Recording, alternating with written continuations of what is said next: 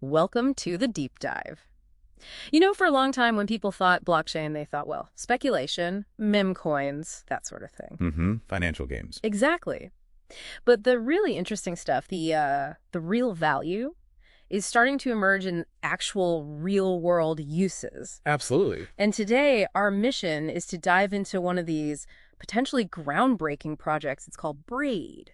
Yeah, and Braid sits right at the intersection of a couple of huge trends we're seeing. You really need to understand those first. Okay, lay them out for us. So first, there's this explosion in Bitcoin DeFi. People are trying to use Bitcoin in decentralized finance.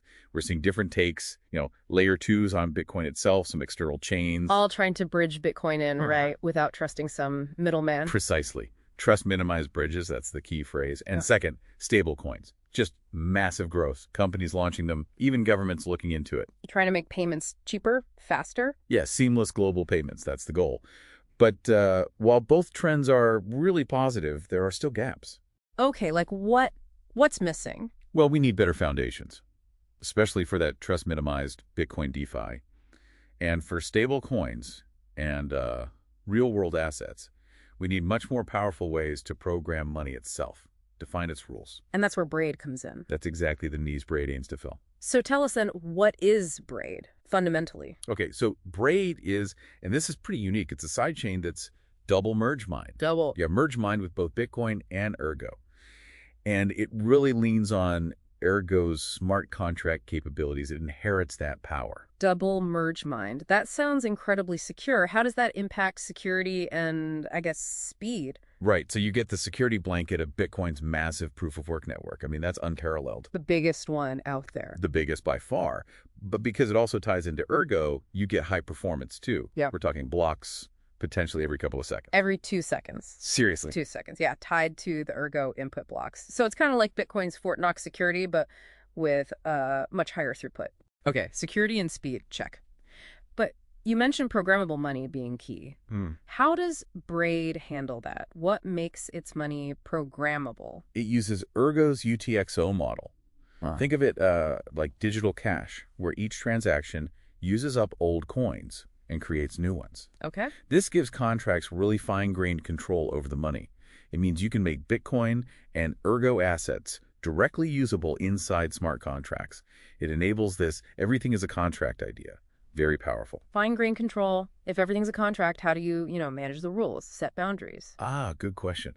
That leads to this feature they call global transfer policies, or GTPs. GTPs, okay. Yeah, it's a really neat, efficient way to enforce rules on tokens. You can set up blacklists, whitelists, maybe require a certain fee gets paid on transfer. Oh, interesting. And the really innovative part is these policies can propagate. So if token A interacts with token B might inherit some of A's rules. Wow. So you could use that for, say, keeping stablecoins within certain regulatory zones. Yeah. Exactly. Perfect for regulatory sandboxes or isolating stablecoins for specific jurisdictions. Gives issuers real control. Control is one thing, but what about privacy? That's always a big topic in crypto. Right. Braid addresses that too. It has options for dark circuits and dark tokens. Dark circuits. Yeah, lets you mix transparent systems with private ones. Dark tokens work a bit like Monero, hiding the amounts. Okay. And those GTPs we mentioned. They can even be said to require stealth addresses, adding another layer of privacy. So it's got security, speed, programmability, control, and privacy options. Sounds like a comprehensive package. What about getting started? Liquidity? Apps? That's another focus. They're aiming for day one readiness. They talk about bridges being ready for Bitcoin, Ethereum, BSC, Cardano. So liquidity shouldn't be an issue. So you can move assets in easily. Right. And they expect common DeFi apps to be available quickly. AM indexes, order book dexes, lending platforms. Standard DeFi stuff? Pretty standard, yeah. But here's something unique. You can pay transaction fees in any token. Imagine paying network fees with your gold-pegged token or a specific USD stablecoin. Ah, that is different. So not just building new things, but also using proven ideas. Exactly. Braid can basically reuse battle-tested concepts from Ergo, like algorithmic stablecoins.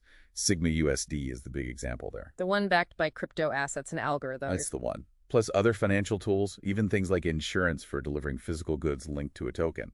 It all ties back to this solar punk vision they sometimes mention. Solar power. Yeah, the idea of using tech for a more sustainable, decentralized future.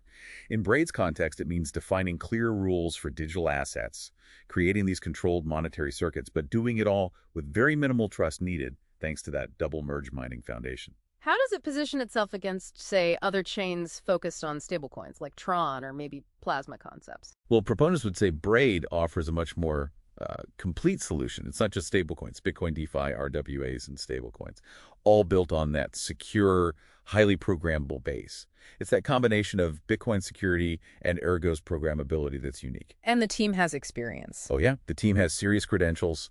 People involved have backgrounds with NXT, Chainlink, Cardano, Ergo itself. A lot of blockchain history there. Okay, this has been a fascinating look at Braid. It definitely leaves you thinking, if you really could set precise rules, any rules you wanted, for a digital asset you created, how would that change how we even think about value or control in this increasingly digital world? Well, Something to ponder.